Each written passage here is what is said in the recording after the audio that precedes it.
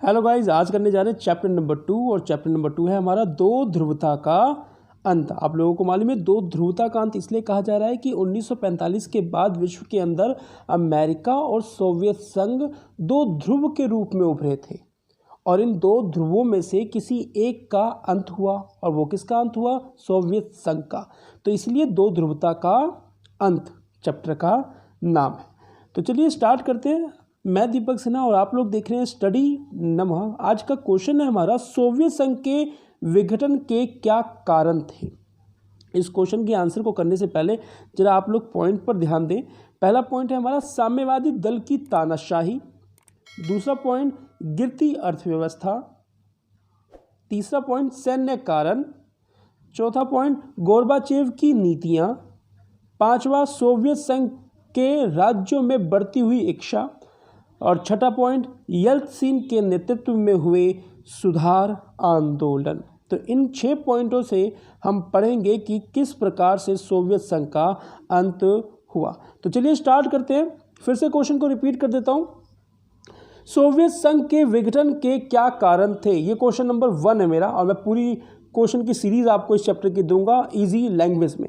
Answer, Soviet संघ के विघटन के निम्नलिखित कारण थे। सोवियत संघ में घटनाक्रम इतनी तेजी से बदला कि सभी सत्ते में आ गए। यानी कि 1945 के बाद विश्व के अंदर दो ध्रुव यानी कि दो महाशक्तियां उभर के सामने आई, अमेरिका और सोवियत संघ। लेकिन सोवियत संघ के अंदर किस प्रकार की घटनाएं घटी और वो क्या क्या घटी जिसके कारण सोवियत संघ का विघटन हो गया। तो पॉइंट नंबर 1, साम्यवादी दल की तानाशाही। एक्सप्लेन करेंगे, ध्यान से समझना इस पॉइंट को कि ये क्या कहना चाहता है।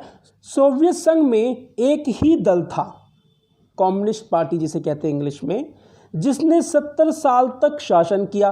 ये जनता के प्रति जवाबदेह नहीं था। ध्यान से समझना इस बात को कि ये पार्टी, ये दल जनता के प्रति जवाबदेह नहीं था और जनता इस दल का विरोध भी नहीं कर सकती थी। स्टॉप, ध्यान से समझना कि सोवियत संघ में सिर्फ एक ही दल था, साम्यवादी दल। दूसरा दल था ही नहीं, जनता के पास ऑप्शन था ही नहीं और जनता इस दल का विरोध भी नहीं कर सकती थी। यानी कि जो भी कार्य करेगी यही दल करेगी और जनता उसके ऊपर अपनी कोई भी प्रतिक्रिया नहीं दे सकती, चाहे सरकार द्वारा किया गया कार्य सही हो या गलत। तो ये बहुत बड़ा कारण बना सोवियत संघ के विघटन का। तो इसी के साथ पॉइंट नंबर 1 हमारा खत्म होता है। अब आते हैं पॉइंट नंबर 2 पे। पॉइंट नंबर 2 है हमारा गिरती अर्थव्यवस्था। ध्यान समझना, सोवियत संघ की अर्थव्यवस्था का पतन हो रहा था। जहां दूसरे विश्व युद्ध के पश्चात ये एक महाशक्ति यानी कि शक्तिशाली राष्ट्र के रूप में उभरा था, लेकिन उद्योगों पर सरकार के अत्यधिक नियंत्रण के कारण उत्पादन की गुणवत्ता में सुधार नहीं हुआ। सरकार के अधीन चलने वाले उद्योग घाटे में चलने लगे, जो कि सोवियत संघ के पतन का एक कारण बना। अब इसको फिर से समझ लो, वर्ड टू वर्ड समझाऊंगा फिर से। सोवियत संघ की अर्थव्यवस्था का पतन हो रहा था, जहां दूसरे विश्व युद्ध के पश्चात ये एक शक्तिशाली राष्ट्र के रूप में उभरा था। यानी कि 1945 के बाद सोवियत संघ एक महाशक्ति के रूप में उभरा, महाशक्ति के रूप में उभरा। लेकिन उद्योगों पर सरकार के अत्यधिक नियंत्रण के कारण उत्पादन की गुणवत्ता में सुधार नहीं हुआ। यानी कि सरकार का इतना इन्वॉल्वमेंट था उद्योगों के अंदर कि उत्पादन की जो गुणवत्ता होनी चाहिए, जो अच्छी गुणवत्ता होनी चाहिए, उसमें सुधार नहीं हुआ। और जब सुधार नहीं होगा तो माल बिकेगा नहीं, उस माल की कोई कीमत सही देगा नहीं। आगे, सरकार के अधीन चलने वाले उद्योग घाटे में चलने लगे, जो कि सोवियत संघ के पतन का एक कारण बना। यानी कि आप लोगों को मालूम ही है कि सोवियत संघ के अंदर सुई से लेके हवाई जहाज तक का निर्माण किसके हाथों में था? सरकार के हाथों में था। तो सरकार का कर्तव्य बनता है कि वो अपने उत्पादन की गुणवत्ता को इतना अच्छा रखे कि उसका माल बिके, उसके देश की अर्निंग अच्छी हो। लेकिन ऐसा नहीं हो रहा था। सरकारी हाथों में सारे काम थे। सरकारी मुलाजिम को आपको मालूम ही है कि उनको सिर्फ सैलरी से मतलब है, गुणवत्ता से मतलब नहीं। तो एक बहुत बड़ा कारण बना कि सोवियत संघ अपने उत्पादन की गुणवत्ता अच्छी नहीं कर पा रहा था। तो ये पॉइंट नंबर 2 था। अब आते हैं पॉइंट नंबर 3 पर, सैन्य कारण। ध्यान से समझना इस पॉइंट को, बड़ा ही धांसू पॉइंट है ये। अपने को सैनिक दृष्टि से शक्तिशाली बनाए रखने के लिए सोवियत संघ ने अपने संसाधनों का एक बड़ा हिस्सा शस्त्रों के निर्माण पर खर्च किया। स्टॉप, यहीं पे क्लियर कर देता हूँ, बार बार रिपीट करूँगा तो लंबा हो जाएगा। यानी कि सोवियत संघ ने अपनी शक्ति को बढ़ाने के लिए अपने संसाधनों का एक बड़ा हिस्सा किस पे खर्च किया? शस्त्रों के निर्माण पर खर्च किया।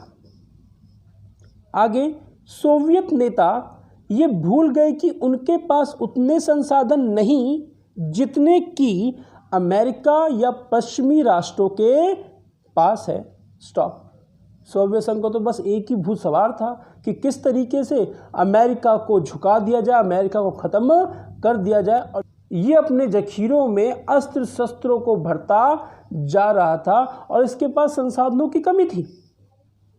आगे सैन्यकरण के कारण बुनियादी ज़रूरतों की चीज़ों जैसे कि चाय, कॉफ़ी, मक्खन, मांस, साबुन, मंजन, जूते, वस्त्र आदि के क्षेत्रों में भारी कमी पैदा हो गई।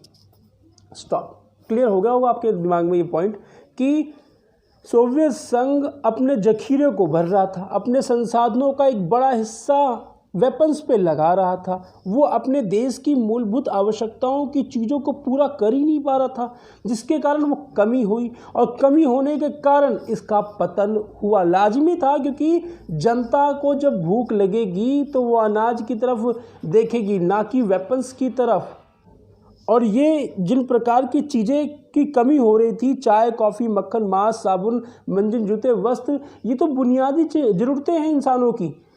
सोवियत संघ इन बुनियादी ज़रूरतों को पूरा नहीं कर पा रहा था। सिर्फ उसके दिमाग में यही था कि किस तरीके से अपने जखीरे को वेपन से भरा जाए। तो एक ये भी कारण बना, यानी कि सैन्य कारण भी बना सोवियत संघ के विघटन का।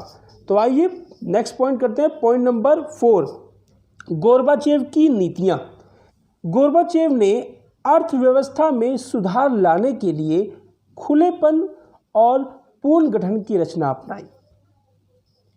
एक बात कहूँ, अगर गोर्बाचेव ने ये नीति अपनाई थी, बहुत अच्छी नीति अपनाई थी, लेकिन आगे बढ़ते हैं। जैसे ही शासन में ढील दी गई, जिससे लोगों की इच्छाएं बढ़ने लगी, जो आगे चलकर सोवियत संघ के विघटन का कारण बनी। स्टॉप। ये जो पॉइंट नंबर 4 है, गोर्बाचेव ने सोवियत संघ के विकास के लिए जो खुलेपन और पूर्ण गठन की जो नीति अपनाई, बिल्कुल सही अपनाई।